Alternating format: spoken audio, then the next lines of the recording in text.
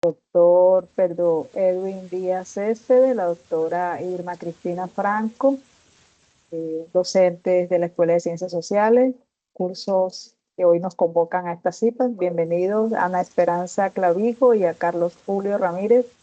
Es un placer para nosotros tenerlos aquí y que hayan decidido ingresar a este encuentro sincrónico que hemos programado entre varios cursos, bueno, directores de curso, porque creemos que es una temática afín a estos cursos, curso de antropología cultural, de antropología solita y unos cursos de materia que ya el profesor Pedro Edwin pues tendrá la oportunidad de mencionarlos. Entonces, bienvenidos y estamos aquí pues primero para escuchar eh, o compartir más bien el conocimiento, la información y generar un espacio de reflexión en torno al tema de asimilación y cambio cultural en las poblaciones indígenas de Colombia, un debate histórico por la interculturalidad. Entonces, esperemos que este espacio sea un espacio ameno, productivo y que cuando llegue el momento pues podamos escucharlos a ustedes también, con esas reflexiones, preguntas o inquietudes que puedan tener. Entonces, profesor Pedro Edwin, bienvenido y pues adelante. Bueno, profesor Uli, muchísimas gracias. Bienvenidos. Gracias a los participantes. Gracias también a la participación de la profesora Irma, que nos acompaña el día de hoy, que es la directora o líder de la maestría en desarrollo alternativo de la universidad. Antes de iniciar, quisiera pedirles a los estudiantes que nos acompañan hoy, también a los docentes, que si por favor pueden entrar a sus campus y no entrar a sus cursos, sino en sus campus, donde está la pequeña eslogan de CIPAS, ingresar ahí y de esa manera buscar el CIPA del día de hoy que se titula Asimilación y Cambio Cultural con esa frasecita y le dan clic para poder tener también clara la asistencia y bueno, todo lo que corresponde a los aspectos de orden administrativo de este tipo de eventos. Entonces, no siendo más, muchísimas gracias. No sé si de pronto podemos escribir eso en el chat, Zuli, y nos quedaría pues más fácil. Bien, ahora sí entrando en materia. Entonces, la tarde de hoy vamos a hacer una breve exposición acerca de un fenómeno sumamente interesante que es la interculturalidad, pero esa interculturalidad la vamos a ver a partir de una serie de fenómenos que se han presentado en la historia del país. Para los que no me conocen, mi nombre es Pedro Díaz, soy profesor de la Universidad Nacional Abierta a Distancia, tanto en el pregrado como en las maestrías de la Escuela de Ciencias Sociales, Artes y Humanidades.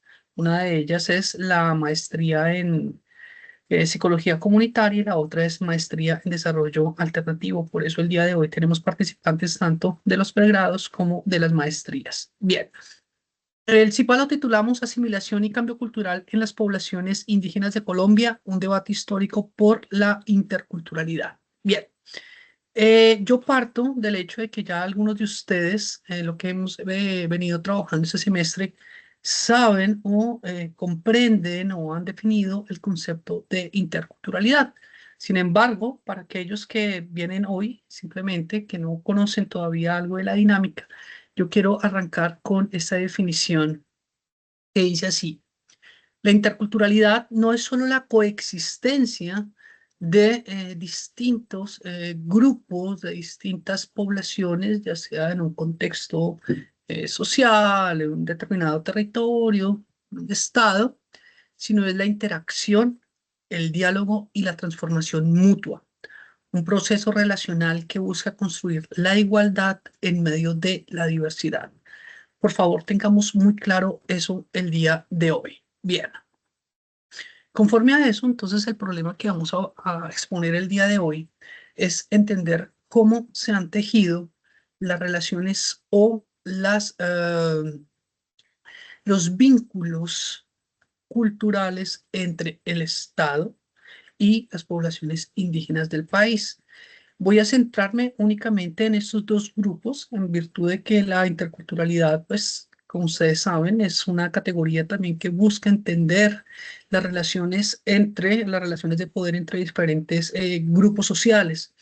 pero en este caso solamente me quiero dirigir a las comunidades indígenas del país en virtud de varios elementos. Uno de ellos tiene que ver con que Colombia es uno de los países con mayor diversidad cultural en el mundo. No lo digo solamente por el número de lenguas que hablamos en el país, sino por toda una serie de dinámicas de orden sociocultural que tenemos. Entonces, en virtud de eso, vamos a tratar de entender cómo se han tejido esas relaciones, pero cómo esas relaciones han llevado, perdón, al desvanecimiento, llamémoslo así. Voy a utilizar el concepto de un antropólogo nacionalizado en Colombia, que es Cross, que dice el desvanecimiento de la etnicidad en el país. Por tanto, la idea es tratar de entender cómo ha funcionado la interculturalidad en el país. Bien. Entonces, para ese fin, he tomado tres dimensiones, instituciones de análisis histórico, que son la ciudadanía, la autodeterminación de los pueblos. Segundo son los servicios personales y el tercero son los resguardos, que más adelante les voy a explicar cada uno conforme a lo siguiente. Conforme a tres casos que quiero analizar el día de hoy, que nos van a permitir pues tener una visión muy amplia de esas relaciones interculturales. El primero de ellos va a ser el de Suba, que muchos de ustedes saben al día de hoy es o sigue siendo es un barrio de la periferia de la ciudad de Bogotá. El segundo va a ser el de las comunidades indígenas guaivas o cuivas o suicuanis, también como algunos lo conocen, donde hablaremos un poco de la expropiación, del desplazamiento y la muerte. Y el tercero vamos a hablar de las comunidades indígenas del Baupés al día de hoy. Entonces, conforme a esos tres elementos, las tres instituciones que les he mencionado, vamos a empezar. Yo quiero ubicar el problema en un contexto histórico y es el siguiente. ¿Cómo se empiezan a gestar esas relaciones interculturales entre lo que vamos a denominar la nueva república y las comunidades indígenas? Bien, empecemos por acá. Al final de las guerras napoleónicas, que va a ser más o menos hacia 1815, Europa entró, digámoslo así, en un proceso de ordenamiento no solamente territorial, sino particularmente político. Básicamente porque todo lo que se había generado con las guerras napoleónicas y que habían terminado, particularmente con la batalla de Waterloo en 1815, llevó a que se concibiera por parte de los regímenes conservadores en Europa que todo lo que había traído la Revolución Francesa, particularmente las revoluciones democráticas, liberales, todo el proceso de los derechos del hombre y del ciudadano simplemente era un caos.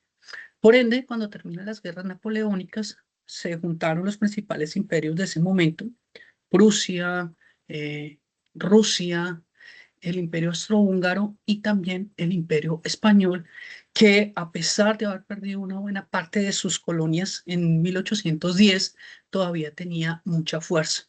Ellos se reunieron en un congreso que se le va a conocer como el Congreso de Viena, donde para algunos politólogos, algunos historiadores, se considera que es el surgimiento del conservadurismo moderno de alguna manera, porque apareció un hombre sumamente interesante que va a ser el conde de Metternich, quien es el que va a estructurar toda la política conservadora para regir a partir de 1815 las monarquías en Europa.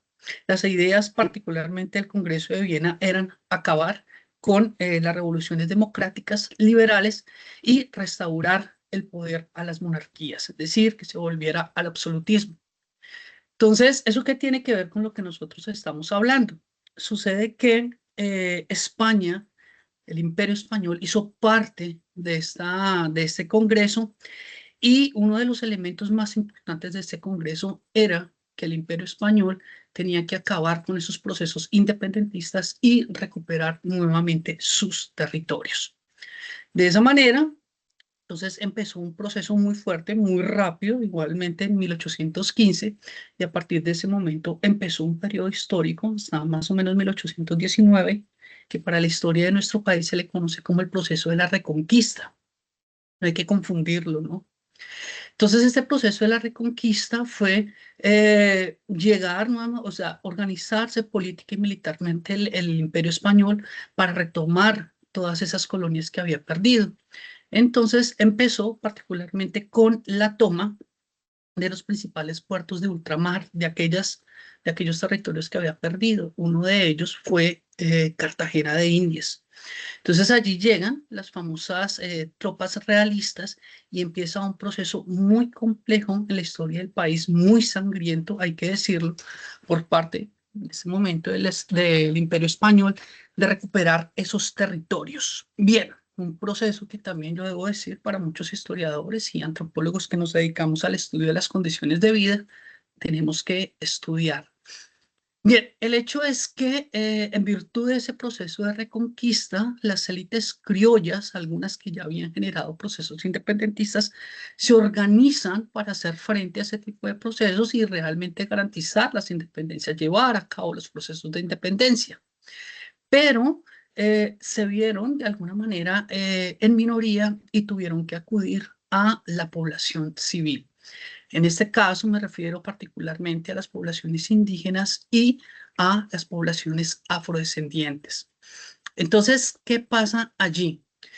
Sucede que en ese proceso de buscar apoyo numérico para hacer frente al proceso de la reconquista y realmente poder llevar a cabo un proceso de independencia, las élites criollas que estaban liderando este tipo de procesos le dicen particularmente a las poblaciones indígenas que si les colaboran en ese proceso, les van a garantizar tres elementos fundamentales. El primero, ser ciudadanos y permitir la autodeterminación de sus pueblos, es decir, que ellos se puedan dar, entre comillas, su derecho propio. Pues un elemento fundamental para todas las poblaciones, los cuales pues ustedes saben que desde el mundo colonial fueron reconocidas única y exclusivamente como vasallos.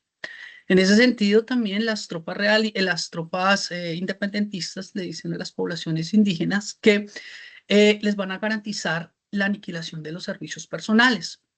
Los servicios personales, para los que no lo conocen, fue una institución creada por el Imperio Español.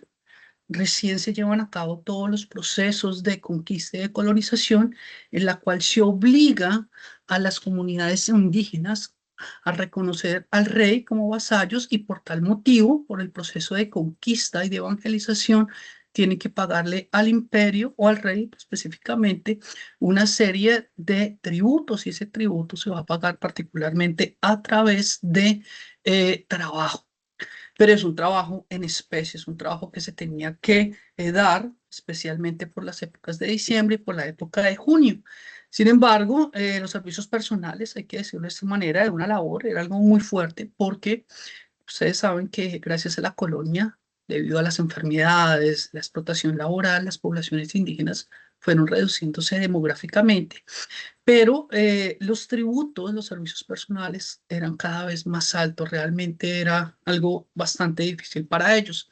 Entonces, las tropas independentistas buscan garantizar a las poblaciones que participen apoyando los procesos de independencia que los servicios personales se van a eliminar. Eso es fundamental para entender las relaciones interculturales que se van a generar desde el nacimiento del Estado moderno. El segundo tiene que ver con los resguardos. Los resguardos es una institución indígena de el mundo colonial que se gestó en Colombia, lo que hoy es Colombia, para la segunda mitad del siglo XVI, y es una institución creada especialmente por el imperio para garantizarle a las comunidades indígenas el mínimo de subsistencia, no solamente porque era una medida humanista, sino porque eran mano de obra. Si se perdía la población indígena, pues iban a perder los tributos. Entonces las tropas deciden que los resguardos los van a mantener. ¿Por qué? Porque sucede que entre 1780 y 1790 hubo un cambio en la corona española, se van los Habsburgo y llegan los Borbones, que es una corona burguesa, que consideran que las colonias de ultramar, particularmente las colonias latinoamericanas, sus economías tienen que entrar en la economía del mundo capitalista, esa nueva economía que está surgiendo en Europa con muchísima fuerza. Por ende, los resguardos tienen que prácticamente eliminarse. Eso se hizo, conforme a eso nació en Colombia especialmente una figura que nosotros denominamos las parroquias de indios, pero eso lo hablaré un poco después. El hecho es que a las poblaciones indígenas las tropas les dicen, si ustedes nos colaboran, no hay ningún problema, nosotros les vamos a mantener su resguardo. Bien, el hecho es que ustedes todos saben, se da el proceso de independencia en 1819, pero lo que se esperaba realmente que pasase, es decir, la eliminación de los servicios personales, todo este tipo de cosas, pues realmente fue solamente algo de papel. En la realidad, y como lo vamos a ver nosotros de aquí en adelante, eso no se dio. Es decir, las tropas realistas o las élites criollas que van a fundar la república eran muy liberales en su discurso, pero en la práctica fueron profundamente conservadoras y heredaron muchísimas cosas del imperio español. Entonces, ¿qué pasa allí? Entonces vamos a ver el primer caso, que es el caso de Suba. Sucede que a partir del momento que nace la República, surgen una serie de constituciones. Una de ellas, la primera de este proceso, es la Constitución del Rosario de Cúcuta de 1821, y esta constitución resulta sumamente fundamental para entender nosotros también como país. ¿Por qué? Que sucede que en esa constitución se va a hacer un reconocimiento, y todos esperaban que se diese un reconocimiento de toda la diversidad cultural que componía lo que hoy es Colombia en ese momento, y que se diera el proceso de autodeterminación, pero fue todo lo contrario. Uno de los primeros artículos de esa constitución declara ciudadanos, como ustedes lo están leyendo acá, a todos aquellos individuos que en el contexto de la Nueva Granada supiesen leer, escribir, y que tuviesen de alguna manera una propiedad o ejerciesen alguna profesión. Al leer nosotros ese artículo, vamos a entender que casi que el 90% de la población, cuando nace la República, no sabía leer y no sabía escribir. No es que tuvieran, en el caso, por ejemplo, de las poblaciones indígenas, la capacidad, sino que realmente habían enfoques totalmente diferentes en términos de los principios de organización social y cultural que tenían las poblaciones. Conforme a eso, pues el 90% de la población colombiana en ese momento no sabía leer, no sabía escribir, por tanto no eran ciudadanos. Y eso empezó a deteriorar las relaciones interculturales. ¿Por qué? Porque sucede que el Estado, en su afán de empezar a involucrar, es decir, necesitaba conocer el país, no solamente en términos de recursos, sino también en términos culturales, para poderse integrar a la economía, llamémoslo así, mundial. Pero el hecho de no poder reconocer o no de reconocer a estas poblaciones como ciudadanos va a derivar en unos procesos muy graves. El primero de ellos es que el Estado colombiano, a partir de esta constitución y hasta prácticamente la constitución de 1991, generó una serie de políticas que de aquí en adelante las vamos a llamar así, de asimilación cultural. Es decir, que las poblaciones indígenas, más allá perdón, que las poblaciones indígenas, más allá de ser integradas al Estado, de ser respetada su autonomía, su libertad, como lo decían las leyes del ciudadano, tienen que asimilar las normas, los valores y las formas de vida de la población hegemónica. Es decir, en este caso, las formas de vida, la concepción de mundo de esa pequeña élite mestiza que es la que había llevado a cabo el proceso de independencia. Entonces, dentro de esas políticas de asimilación se van a generar varios elementos. El primero de ellos tiene que ver con que el gobierno, los gobiernos de la época durante prácticamente el siglo XIX y parte del siglo XX, mandan constituir una serie de escuelas para que supuestamente las poblaciones aprendiesen a leer y escribir, pero esas escuelas van a estar encaminadas particularmente a ser construidas en las grandes ciudades, llamémoslo Santa Fe, Tunja, pero están pensadas principalmente para la población campesina, pero no todos.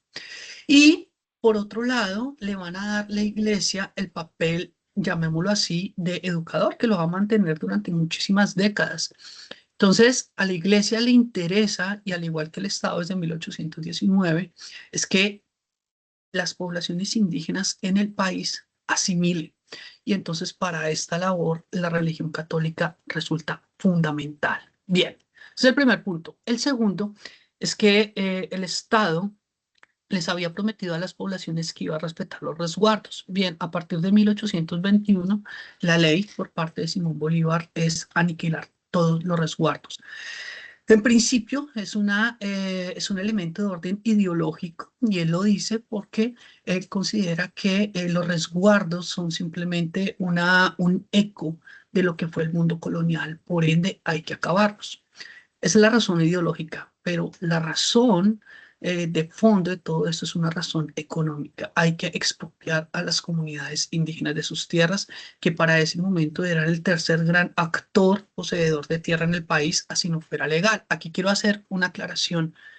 Eh, la propiedad de la tierra en el mundo indígena no se hace como en el mundo privado, es decir, no es individual, sino es un manejo comunal y tiene el manejo y la concepción con la tierra, con el territorio es totalmente diferente a como nosotros lo entendemos. No solamente es ubicarse en un determinado sitio, es decir, ocupar un sitio geográfico, sino que las poblaciones vinculan, así como nosotros también lo podemos hacer en un determinado espacio donde hemos vivido, lo vinculan a aspectos de orden emocional, ritual, simbólico, etcétera. Bien, ¿qué pasó entonces con Suba? Empiezan a aplicarse esta serie de políticas y sucede lo siguiente. Suba, antes de ser esa gran localidad del día de hoy, sucede que fue uno de los territorios más ricos en términos culturales de todo lo que fue la sabana de Bogotá. Al momento de la llegada de los españoles, pues ellos ocupaban lo que se denomina el cacicazgo de Suba, una buena parte de lo que hoy, de alguna manera, entre comillas, es la localidad. Sucede que a finales de la segunda mitad del siglo XVI, la corona española, como dije al principio, redujo la población indígena de Suba a un resguardo. No olviden eso, por favor.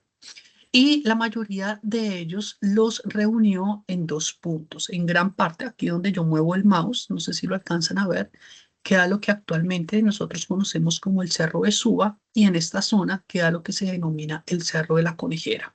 Es decir, los mandó hacia la loma, quitándoles una buena parte de todas las tierras que eran básicamente planas. Todas estas planicies de la sabana de Bogotá que pertenecían al Cacicazgo de Muisca van a pasar a manos, primero, de unos encomenderos, de unos españoles, son las mejores tierras, y posteriormente van a pasar a constituir lo que nosotros conocemos como la hacienda. ¿Qué pasa? En 1821, la orden de Bolívar, y aquí esto es lo que me parece interesantísimo, el primer resguardo que se manda desvincular es el resguardo de Suba por su importancia, por la cercanía con la ciudad de Bogotá y además porque era uno de los más grandes. Entonces, este fue un proceso al cual las poblaciones indígenas muiscas de la época lograron generar cierta resistencia y la desvinculación de todo el resguardo duró aproximadamente 90 años. Ya para 1910, es decir, el siglo anterior, prácticamente lo habían desvinculado. ¿Qué pasa con las poblaciones?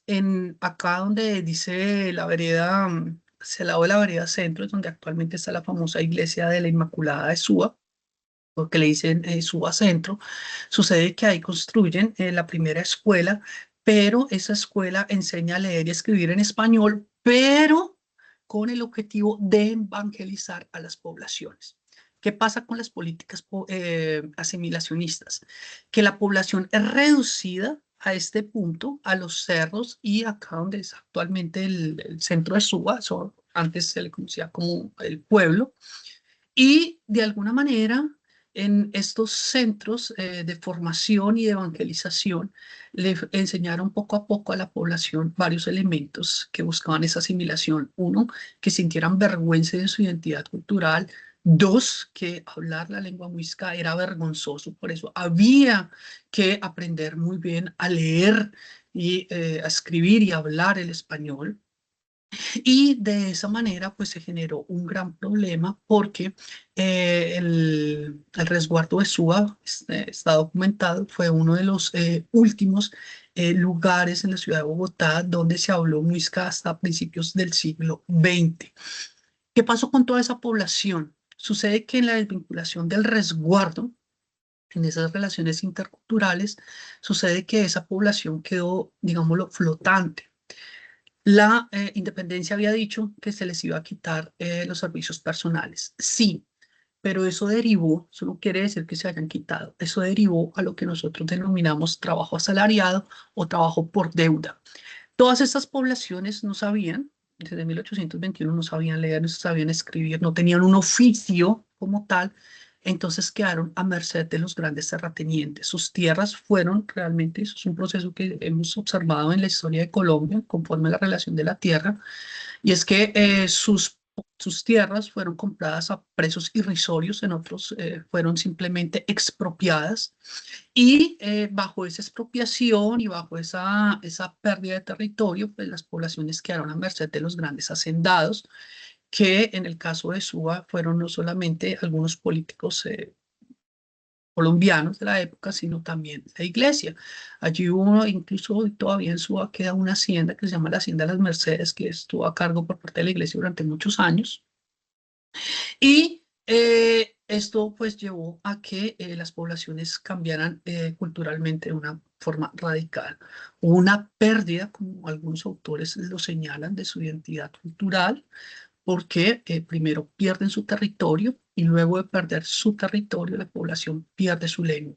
Al perder esos dos elementos, no solamente se pierden los procesos de etnicidad, como lo mencionan algunos antropólogos, sino que también se pierde el conocimiento sobre el territorio y sobre las ecologías. Esto es un proceso muy grave que derivó de esas políticas de asimilación cultural que generó el Estado español, perdón, el Estado republicano a partir de 1819.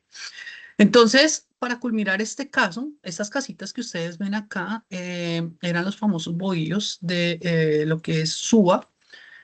Fueron tomadas en unas fotografías que tomó un, entre comillas, etnólogo alemán, eh, Horst Martin, entre 1934 y 1937, y una buena parte de esta colección fotográfica, él visitó una buena parte del país, está en el Museo Etnológico de Dresden, en Alemania. Hay algunas cosas en Facebook que se pueden consultar y que me parecen muy valiosas para entender también la historia de la ciudad. Bien. Entonces, para terminar el caso de Suba, tenemos que la República desconoció los principios de la propiedad colectiva de la tierra y rehusó concederles a las comunidades indígenas un título que les asegurara su propiedad sobre la tierra. Hubo un despojo, ya fuese por compra o por apropiación, y las comunidades se convirtieron en arrendatarios o peones de las haciendas. Ahí es donde se crea también el minifundio. Bien. Vamos a hablar del segundo grupo para entender esas relaciones interculturales, no solamente hacia los lados de la capital, sino ya en lo que nosotros denominamos en términos históricos en los territorios de frontera. ¿Qué pasó allí? Vamos a hablar de los guaíbos, los sicuanis también que les conocen, o de los cuiva, que fueron unas poblaciones que habitaron primeramente lo que nosotros hoy conocemos como los departamentos de Casanare, una parte de Arauca, el Meta especialmente y toda la zona del Piedemonte Llanero. Uno de los principales sectores de habitación de esta población es lo que hoy es la ciudad de Villavicencio, supongo que muchos de ustedes la deben conocer. Bien. A mano izquierda de la diapositiva, si ustedes lo pueden observar, tenemos una foto panorámica de Villavicencio en ese momento. Y en la parte derecha tenemos una foto preciosa de las comunidades indígenas que fue tomada también por un etnólogo de origen austriaco que llegó a Colombia más o menos a inicios de los años 40, huyendo de la persecución del fascismo en Europa.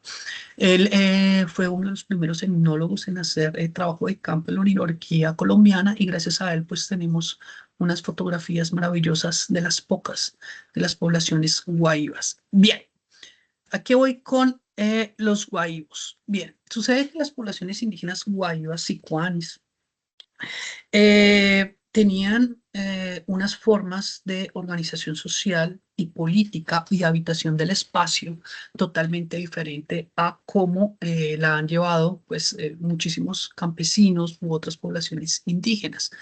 Lo digo en el sentido de que las poblaciones guaivas particularmente practican un sistema que es el seminomadismo o nomadismo. Esto quiere decir que son poblaciones que se mueven dependiendo los ciclos de lluvia y de sequía en la Orinoquía colombiana. Bien, sucede que desde el siglo XVI, desde que llegaron los españoles, los llanos colombianos fueron concebidos o se tuvo una representación en la mentalidad de la época, incluso hasta el día de hoy, la cual se decía que los llanos eran la tierra del Dorado y se hicieron muchísimas expediciones. Eso es la primera a ese territorio. La segunda tiene que ver con el hecho de que los llanos y especialmente las zonas de la Amazonía al día de hoy se ha considerado que son sectores selváticos y nosotros dentro de nuestra jerga popular utilizamos la palabra selva para referirnos a estos lugares. Con la palabra selva, en el fondo hay un elemento, digámoslo así, de remitirnos de manera peyorativa a aquellos lugares que nosotros desconocemos. Sin embargo, no deberíamos decirlo selva. Lo que nos ha demostrado la investigación científica, arqueológica y antropológica en el sitio es que pues, son sitios que han sido domesticados hace más de 20.000 años. Y era una zona que estaba constantemente habitada de diferentes poblaciones indígenas. Bien, sucede que esa mentalidad o esa representación de el dorado, de que es un lugar de promisión, cuando nace el Estado republicano, es como si se activara. Y entonces el Estado colombiano empieza a financiar procesos de colonización de lo que nosotros llamamos los llanos. ¿Por qué? Porque se consideró que los llanos eran una tierra muy rica en términos agrícolas. Hoy se dice que el Meta es la despensa agrícola eh, de la capital, y en ese sentido, pues, y la idea de Selva es que el Estado, frente a los que entraran a colonizar, simplemente le daba unos baldíos y esa persona pues iba a tener una serie de títulos conforme a ese lugar. El hecho es que empieza a patrocinar los procesos de colonización. Entran muy fuertes los colonos a esta zona, apoyados no solamente por el gobierno, sino también apoyados por la Iglesia Católica. El gobierno usualmente se apoyó en la Iglesia para realizar esos procesos. Ahí se encuentran con una fuerte resistencia las poblaciones indígenas porque los colonos empiezan a generar un proceso de orden productivo que es, y hasta que hoy se practica todavía, y es muy fuerte en su economía, que es la ganadería extensiva y la expansión de la frontera agrícola. Entonces esto irrumpe de una manera muy fuerte con los modos de vida y los modos de producción de las comunidades indígenas y por ende las relaciones interculturales entre las poblaciones, los colonos de las poblaciones también con el Estado y la Iglesia fueron muy fuertes.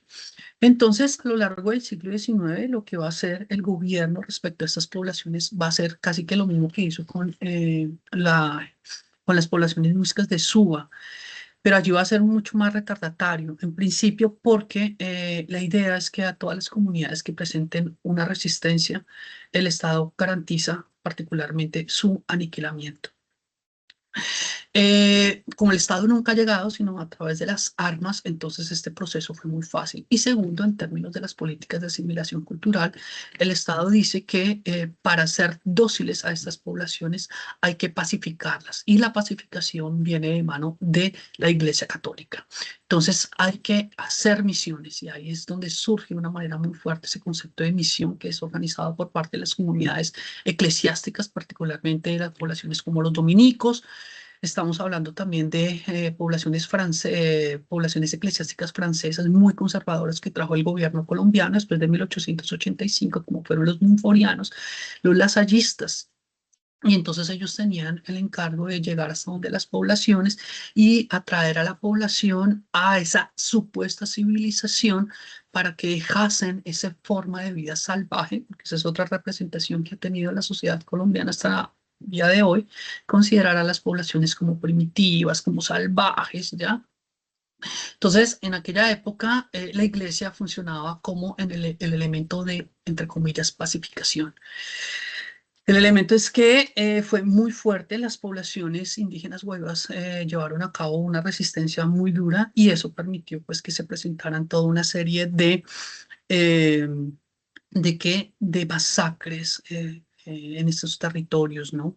Una de las más nefastas es la de 1870, yo no sé si ustedes la conocen, en la cual Pedro María Gutiérrez, un colono financiado por parte del Estado colombiano, en virtud de hacer una extensión, es decir, de convertir una parte muy cercana de lo que hoy es Villavicencio en hacienda, pero donde estaban las poblaciones indígenas, decidió cometer un acto atroz, ¿no?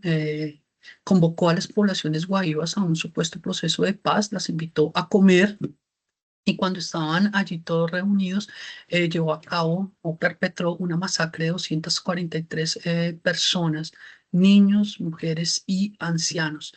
Esa es una masacre que se va a repetir a lo largo también del siglo XX y son masacres que hasta el día de hoy es un genocidio que el Estado colombiano y la Iglesia no han reconocido y no han dado una disculpa pública por todo lo que sucedió en este periodo histórico. Entonces, la idea era acaparar tierras a costa de las poblaciones indígenas. Entonces, llamémoslo así, las relaciones interculturales entre el Estado, la sociedad civil hegemónica y las poblaciones, pues fue realmente lamentable, de brutalidad. Ahí cabe muy bien ese adjetivo. Quiero cerrar el caso de los guaivos con un testimonio que encontramos de 1973 es esto, fue unas masacres que se presentaron más o menos hacia finales de los años 60 en los alrededores de Villavicencio. Dice así, abro comillas, por favor, ustedes también lo pueden leer, dice así, solo digo para entender las relaciones interculturales, cómo se han tejido. No hace mucho tiempo, abro comillas, no hace mucho tiempo vivía una tribu indígena de la familia Cuiva, que en el lugar de los hechos se llama La Rubiera, y en que para darles muerte los vaqueros llaneros invitaron a los indígenas a comer y cuando tal hacían los atacaron con garrotes y cuchillos y cuando huían les hicieron fuego con escopetas y revólveres y que con sus cadáveres al día siguiente fueron arrastrados con mulas varios centenares de metros e incinerados y sus restos revueltos con huesos de vacunos y porcinos. Dos indígenas sobrevivieron y por ello se supo de la muerte de sus congéneres. Cuando las autoridades de Colombia y Venezuela contubernalmente iniciaron la investigación, todos los procesados sin concierto previo, sin haber sido preparados por nadie, confesaron espontánea y naturalmente su participación en los hechos, con lujo de detalles, pero con la afirmación categórica de que no sabían que matar indios fuera malo. Yo no sé si ustedes recuerdan que hace un par de décadas en Colombia se decía, habían unas prácticas que era la caza de indios, es bastante naturalizada, sobre todo en los llanos colombianos. Y de ahí surgió un dicho, y está dentro de la mentalidad, dentro de incluso todavía de las coplas de los llaneros, de esa población mestiza, campesina, que dice, ni burro es bestia, ni indio es gente, ni son martiniano es llanero. Con esto podemos decir que esas relaciones interculturales entre el Estado, la Iglesia y las comunidades indígenas en esta parte del país, pues llegó al igual, muy similar al caso de las poblaciones indígenas de Suba, a un proceso de pérdida de su identidad, una pérdida de su territorio, pero más aún una falta de reconocimiento por parte del Estado moderno de la ciudadanía, autonomía y la libertad de todas estas poblaciones. Para finalizar, vamos a mirar el caso de algunas poblaciones en el Baupés. Bien. ¿Qué pasó o qué pasa actualmente en el Baupés? Sucede que frente a eso que yo les he venido comentando, que se dio a lo largo y ancho de todo el país, en los años 70, cuando se empieza a tomar conciencia de todo este tipo de procesos, de la pérdida de la diversidad cultural del país, que los historiadores y los sociólogos empiezan a entender que uno de los problemas más graves del país es que es un país que no se ha reconocido en su diversidad, que para ser reconocido en su diversidad, primero hay que hacer investigación científica, dos, reflexionar ese tipo de procesos y tres, generar procesos de orden político para ese reconocimiento. Entonces empiezan a generarse toda una serie de movimientos sociales que buscan la reivindicación política, social de las poblaciones indígenas y nacen toda una serie de movimientos. Bueno, ya en los años 30 también habían algunos. Sin embargo, esos procesos a finales de los 70 y ya en la década de los 80 del siglo anterior tomó mucha fuerza y va a culminar en lo que nosotros llamamos en la famosa constituyente que va a dar nacimiento a la Constitución de 1991. ¿Qué pasa allí? La Constitución de 1991 es una cosa maravillosa en términos interculturales a nivel mundial, nuestra Constitución. ¿Por qué? Porque por primera vez y después de casi 170 años se reconoce lo que nunca hicieron las élites independentistas, que es el reconocimiento como ciudadanos de la diversidad cultural colombiana, de las poblaciones indígenas, de las poblaciones rum, de las poblaciones afrodescendientes, etcétera.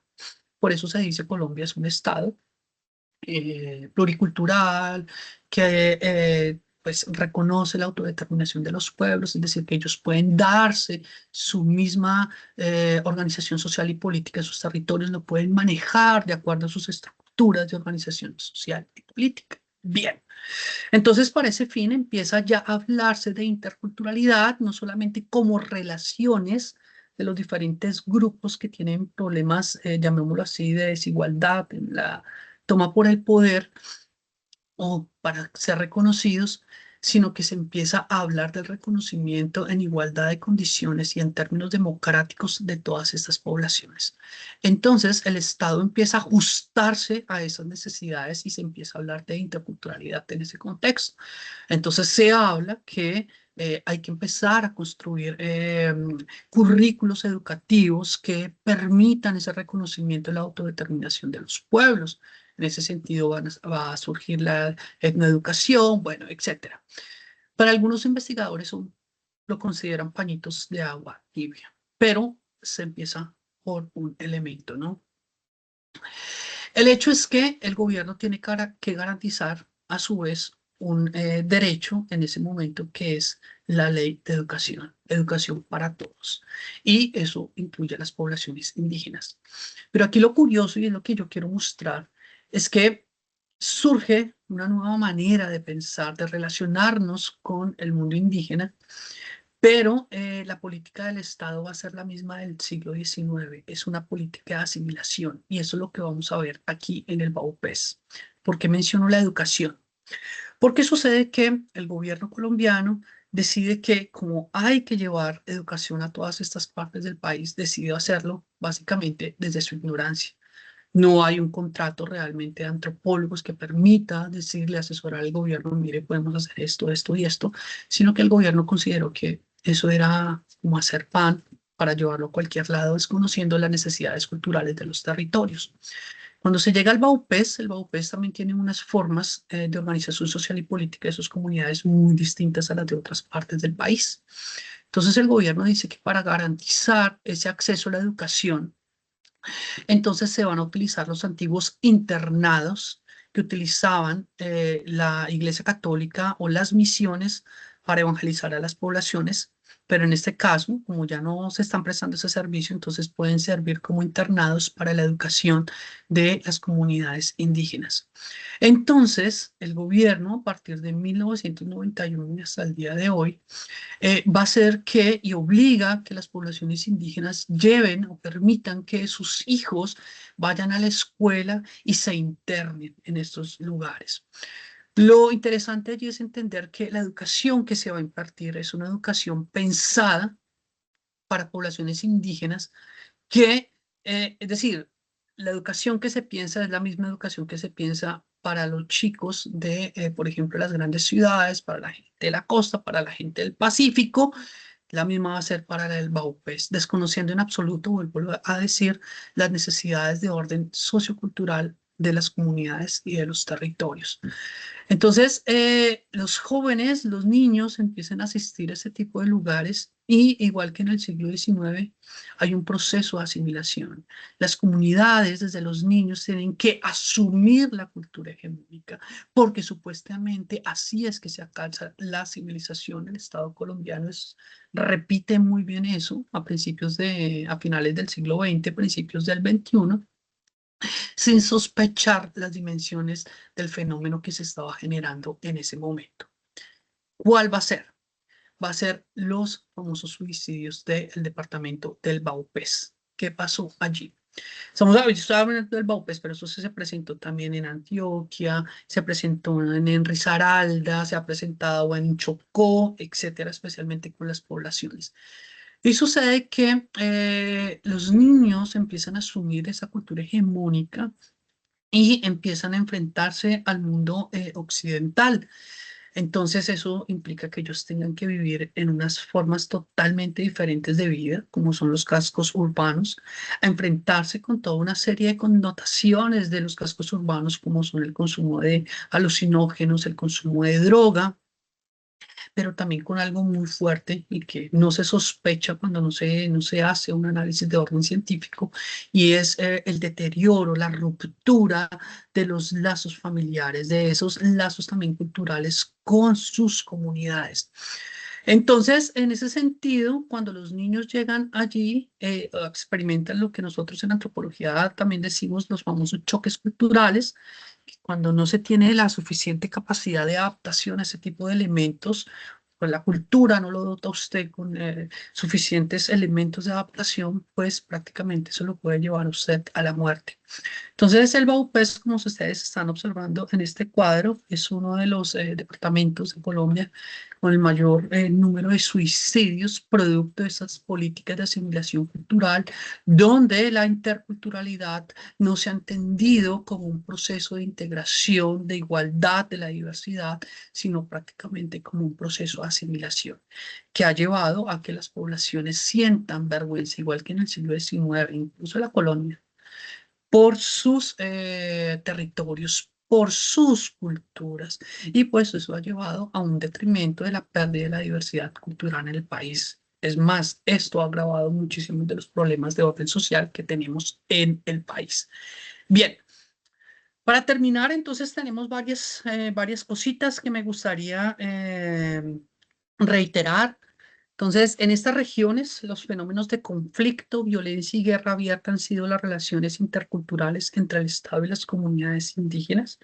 Con esto también quiero decir que la República, especialmente el siglo XIX, cuando surge el nuevo Estado, ha traído más muerte a las comunidades indígenas de lo que trajo el mundo colonial, insospechado. Para eso podemos ver un texto muy bello del profesor Karl Langeberg que se titula Caciques e Indios, que fue publicado en el 2023, un excelente libro de historia y de antropología sobre el país.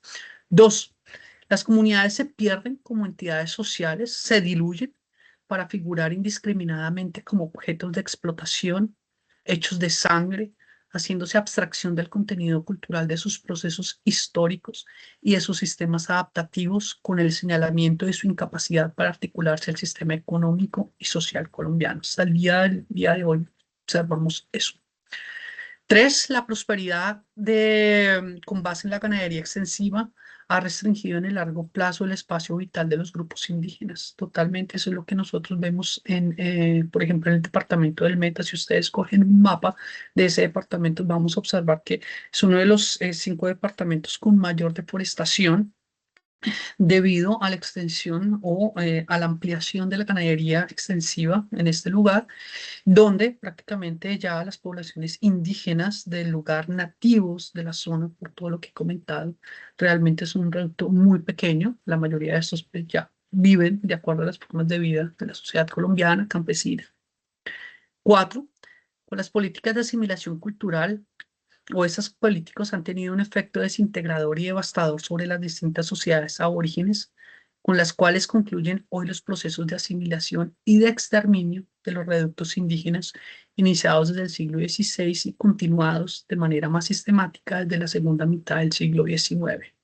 Entonces, ¿por qué debemos hablar de interculturalidad? Bueno, Muchísimas gracias. No quería pasarme más de la hora. Esto es parte de la bibliografía. Si a alguno le interesa para que puedan acceder a ellas y bueno, lo dejamos hasta ahí. Si hay preguntas, si hay dudas, sería interesante que pudiéramos hablar. Para eso también lo he hecho cortico, para que tengamos la posibilidad también de abrir otros frentes y hablar de eso que, entre comillas, nosotros denominamos interculturalidad, cómo se han tejido las relaciones interculturales en el país. Muchas gracias. Muchas gracias, profesor Pedro Edwin Díaz. Excelente su presentación, impactante eso que allí nos cuenta. Y pues nos quedan 30 minutos. Podemos abrir el espacio para que nuestros estudiantes y profesores que nos acompañan, si quieren compartir algún comentario o alguna inquietud que quieran plantearle al profesor Pedro Edwin, aquí estamos atentos, levantan la manito y vamos dando el uso de la palabra.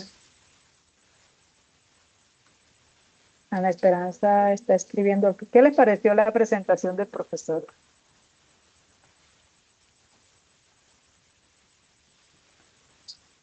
La experiencia de interculturalidad enriquecedora, nos dice Ana Esperanza.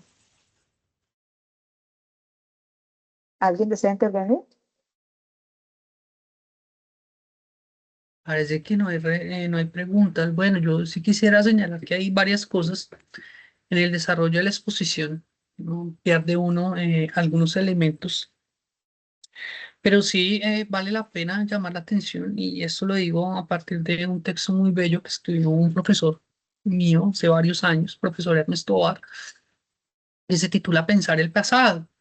Y es un texto que me parece maravilloso y lo quiero traer aquí a cotación porque una de las tesis fundamentales que se maneja allí es que lastimosamente la diversidad cultural, eso es un tema pues muy en boga, muy en coyuntura, creo yo, que realmente no nos hemos tomado el tiempo de hacer una reflexión. Dice el profesor Ernesto Bar, pues el problema es que somos un país que no se ha comprendido en sus diferencias. Y esas diferencias quiere decir la manera de todas esas formas de organización social, política y económica que existen hasta el día de hoy en el país, pero que no las hemos reconocido, como les he mostrado a ustedes. La idea, a partir de la interculturalidad, es generar una reflexión, es generar una crítica. Recordemos que también la interculturalidad, ya observada como concepto, es hacer una crítica a esas relaciones desiguales de poder para poder generar espacios de diálogo y políticas que permitan la real inclusión y el reconocimiento de la autodeterminación de los pueblos. Antes de darle la palabra a Carlos Julio, también quisiera decir que Colombia, a diferencia de otros países de América Latina, pues ha atravesado otro tipo de procesos y, por ejemplo, nosotros no tenemos unos procesos similares a los de México, donde se llevó a cabo la Revolución Mexicana con un fuerte apoyo de orden étnico y pues eso generó una serie de nacionalismos indígenas. Colombia eso no se dio, pero considero que analizar ese otro tipo de elementos también resulta pues fundamental. También quiero recordar que hay una serie de películas muy bellas que hablan acerca de esos fenómenos de los cuales hoy hablé. Hay una película en especial que habla de los suicidios de los niños indígenas del Baupés que se titula La selva inflada. La recomiendo muchísimo porque más allá de ser una película, es una documentación sobre los suicidios y muestra cómo la educación se constituye en un elemento disruptivo y en una de las causas de ese choque cultural que lleva a los niños a su deceso. También hay una serie ahora en Netflix que me parece muy bella, tiene de alguna manera un corte histórico, la recomiendo por eso. Y también una película de la serie se titula 1923 y la película muestra cómo en Baja California se presenta una serie de hechos y es igual que en América Latina, los Estados Unidos generaron unas políticas de asimilación cultural en la cual la iglesia cumplía un papel central. Generaban unos internados y en esos internados eran llevados los niños de las comunidades indígenas, igual que en el país. A diferencia de acá, que teníamos católicos, allá eran papistas, bueno, de diferentes corrientes protestantes. Y algo interesante para que ustedes observen en esta serie es el trato de los curas a las poblaciones indígenas. Creo que muestra de una manera bastante realista cómo eran esas relaciones interculturales. Otro punto que quiero también hacer ver, porque Colombia no lo ha hecho como Estado-nación, es las disculpas públicas que pidió el presidente de Canadá hace un par de años en virtud de todo el daño que le hicieron a sus comunidades étnicas con el objetivo de intentar que las poblaciones dejasen sus formas de vida, su cultura y se integraran a la sociedad hegemónica. Esto vino acompañado de mucho horror, de mucha violencia, de mucho desplazamiento. Entonces son varias cosas que quisiera resaltar. Norbey, pero creo que primero estaba Camilo, Primero Carlos estaba Julio. Carlos, correcto, y luego Norbert. Bueno, profesores, yo pues quería pues, comentar lo que veo, lo que asimilo de acuerdo a la presentación que hizo el director Pedro, es que pues nosotros siempre sabemos, en mi caso, que tenemos mucha historia violenta, pero a veces no conocemos a detalle qué ha pasado con esos acontecimientos y lo que hacemos es que estamos repitiendo en la actualidad todas esas cosas. Entonces, con todo eso que pasó, nosotros para que hubiésemos aprendido o a reflexionar sobre todos esos sucesos y hoy en día ser un país un poco diferente. Y creo que no distamos mucho de todas estas cosas que pasaron hace muchos años.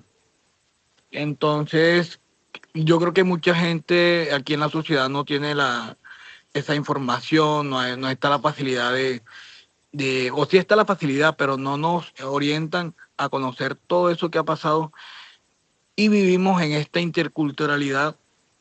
Yo tengo la experiencia de trabajar en una compañía donde tenemos gente de Bogotá, Cali, del eje cafetero, y en la parte laboral se ven choques interculturales. Y a veces hay personas que lo asimilan y hay otras que no. Entonces yo creo que es importante recibir toda esta información, tener estos espacios, porque a partir de ahí podemos, en el comportamiento de cada uno de nosotros, hacer un país mejor. Entonces, ese era como mi aporte y la reflexión que tengo después de esta presentación. Gracias, Carlos. Sí, eso es fundamental. Reflexionar sobre los procesos de interculturalidad también es hacernos una pregunta de quiénes somos como sociedad. Una pregunta fundamental para generar procesos de transformación, ¿no? No debemos vivir solamente en coyuntura, sino pensar de manera histórica para mirar también cómo, digámoslo así, vivimos en nuestro día a día. Norbey, Hola, buenas tardes. buenas tardes, Norbey. Pues me parece súper interesante, digamos, el tema, pues más que todo cuando se evidencia, digamos, que todo esto va como muy ligado a la historia, ¿sí? En este caso, pues digamos, incluso yo no distinguía, digamos, la historia sobre Suba, ¿sí? Entonces como que es algo muy distinto, muy nuevo. Sin embargo, pues durante su desarrollo, pues que usted nos viene explicando, eh, usted nos habla sobre la educación que se imparte, digamos, desde, como le digo, desde 1991, con relación a las comunidades indígenas, ¿no? Y que es como algo igualitario. En ese sentido, profe, ¿usted cómo creería que se debe impartir la educación en esas comunidades, en esos Bien. territorios? Muy buena pregunta. Bien, conforme a eso y todos los problemas que ha presentado La ley, bueno, en Colombia se llama, le han dicho por mucho tiempo multiculturalismo y ese tipo de cosas. El Estado se ha venido apoyando en diferentes actores, tanto abogados como científicos, especialmente antropólogos, y ha generado a través de su legislación, especialmente, por ejemplo, como la consulta previa, que las poblaciones también tienen que cuando están declaradas poblaciones indígenas, recordemos que para eso hay todo un proceso de orden político en el país, para su reconocimiento, eh, las poblaciones pueden construir sus propios currículos, algunas lo tienen. Pero el Estado colombiano también, en compañía, vuelvo a insistir, de abogados y de profesionales, especialmente antropólogos, han construido los famosos currículos de etnoeducación. Esta universidad, por ejemplo, tiene un currículo, tiene una carrera que se llama etnoeducación, donde se piensa toda una serie de elementos relativos a los procesos de enseñanza. ¿A qué voy con esto? Colombia, el Estado colombiano, a diferencia hablemos del caso de los Estados Unidos, es bastante centralista, pero no lo digo solamente en términos políticos. Lo que quiero decir es lo siguiente. En los Estados Unidos, por ejemplo, las universidades de cada estado están pensadas para pensar los problemas de orden político, social, cultural y económico, incluso geográfico de ese territorio. Es decir, lo que se dicta en Pensilvania, sus carreras, así sea también derecho, son distintas, por ejemplo, al de Texas o al de la Florida. Hay una ley específica que lleva a que esas universidades respondan a las necesidades de orden sociocultural. Eso incluye también la educación que se debe impartir, En Colombia no. En Colombia, después de la Constitución de 1991, dice es educación para todos, pero la educación tiene que responder, entre comillas, a las necesidades llamémoslo así, de Bogotá o de las grandes ciudades, y no a las necesidades de orden sociocultural de los territorios. Eso es algo totalmente diferente. Ejemplo, la carrera de oceanografía es una carrera que actualmente se dicta en Bogotá. Creo que actualmente está en alguna universidad de la costa, pero al tener dos costeras, dos costas, solamente existe en una universidad. Eso es algo muy, muy, muy grave. Entonces, yo considero que para limar todos ese tipo de procesos, el gobierno colombiano, el gobierno no, el Estado, ha venido trabajando conforme a las necesidades de estos territorios. Pero eso ha sido muy difícil porque eso se necesita, primero, de muchísima inversión en términos de dinero y dos, de un fuerte proceso educativo también que le permita a la sociedad en general hacer un reconocimiento. Es que no basta que solamente el reconocimiento sea por el Estado, también tiene que ser por parte de la sociedad civil, de las poblaciones. Entonces, quiero cerrar con un punto y es que, por ejemplo, en la película que les digo de la selva inflada, hay una escena muy particular y es donde aparece el profesor de inglés que le dice a los niños indígenas que quien no sepa inglés pues no está en nada.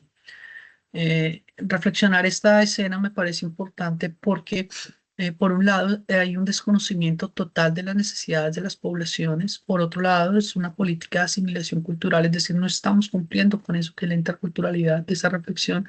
Y tres, estamos llevando a la misma población a que olvide sus propias lenguas. Entonces, la interculturalidad y en términos de la educación tiene que ir encaminada a ese punto, ¿no? Hay académicos, intelectuales que han trabajado muchísimo eso. Recomiendo un libro publicado por el ICANN que se titula Políticas de la Etnicidad en Colombia, que trata especialmente de eso, Norpey. Gracias. Si alguien más desea intervenir. Si no, yo creería, profesor Pedro Edwin, que podemos dar por terminadas las citas. Sin Perfecto. embargo, quiero me quedé como con una inquietud y parte de la pregunta con la que inicias tu intervención que tiene que ver con el concepto de asimilación. Entiendo entonces que para que se dé realmente un proceso de identidad, como país pluriétnico, pluricultural, diverso, necesitamos hacerlo desde la interculturalidad y no desde la asimilación, que es lo que tradicionalmente se ha hecho. Ahora bien, ¿hasta qué punto es inevitable la asimilación, pero en el sentido de, no en el sentido de imposición, sino que en el proceso de interacción con otras culturas de manera a veces involuntaria asimilamos prácticas, alguna creencia, alguna costumbre de esa otra cultura, porque de pronto nos gusta o nos identificamos o no sé, por cualquier otra razón, la podemos asimilar, sin embargo, algo espontáneo y no como una imposición, digo yo acá. Entonces, ¿hasta qué punto se vuelve inevitable que se den esos procesos de asimilación en medio de esa interculturalidad? Se Profe, puede es bien evitar eso. interesante. En mi opinión, eso es algo, es un proceso muy complejo conforme a las dinámicas de la sociedad y de los distintos territorios.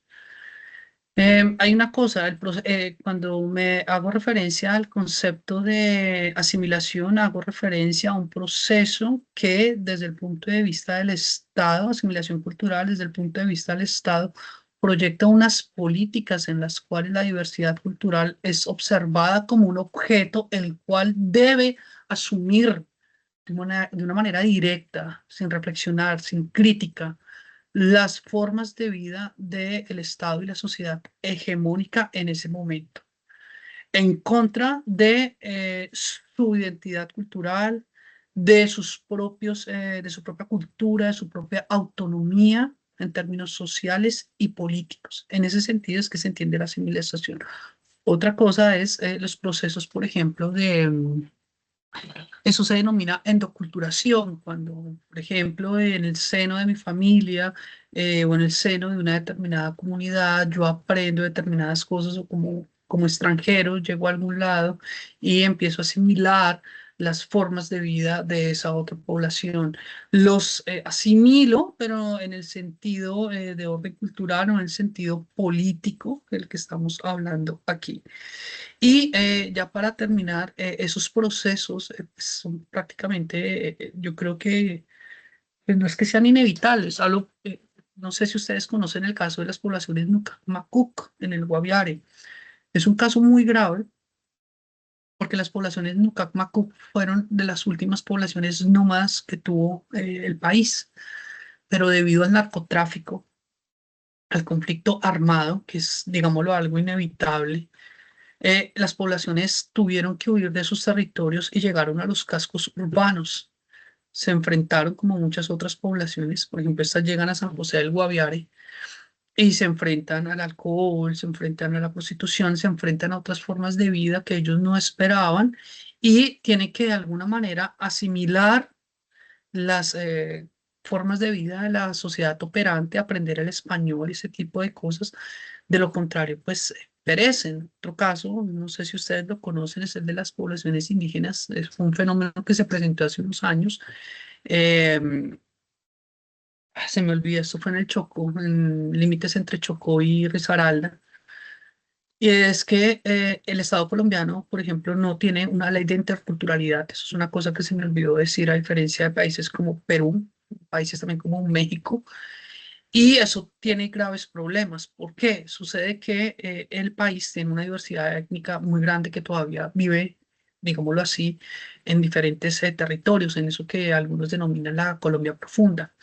Pero debido a ese centralismo del Estado y la sociedad colombiana, de ese desconocimiento de la diversidad cultural, pero en virtud de cumplir con determinadas leyes como de educación o de salud, sucede que el Estado colombiano monta unos sitios, centros de salud.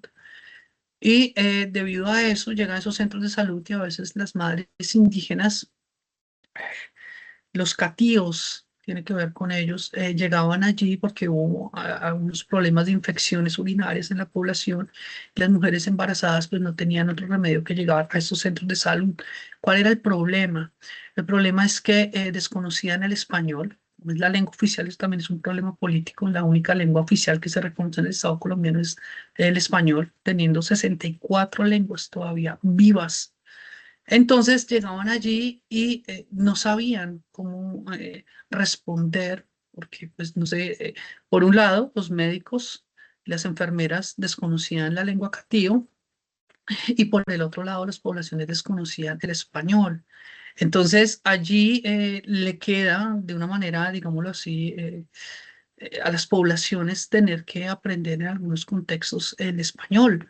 Y eso es un proceso de asimilación, pero eso se debe también a las dinámicas que se presenten en los territorios, profesora Zuli. Gracias, profe. Muchísimas gracias por compartir su conocimiento y su experiencia en estos temas tan interesantes como sociedad, no solamente en el marco pues y el contexto de la universidad y de los cursos, sino como ciudadanos y como sociedad creo que nos corresponde estar al Sí, tanto de estas reflexiones. Muchísimas tenemos que seguir. gracias. Listo. Y están invitados para la segunda CIPAS que vamos a tener la próxima semana. Les vamos a enviar la invitación a los cursos para que estén atentos. Vamos a hablar sobre etnografía, ¿cierto, profesor? Sí, vamos a hablar Historia de de la la historia de la etnografía. etnografía en Colombia. Están cordialmente invitados. Va a ser el martes a las 10 de la mañana. Es un pedacito sobre la historia de campo en el país que está asociada también a ese reconocimiento de la diversidad cultural. Y es un tema bien interesante porque la etnografía es un instrumento que nos sirve a todos, cualquier A todos. disciplina. Es un elemento muy potente de investigación. Entonces, el martes a las 10 de la mañana. Bueno, muchísimas gracias Ahí a todos los que estaremos. participaron. Feliz tarde, que estén muy bien y pues cualquier cosa, ahí estamos charlando.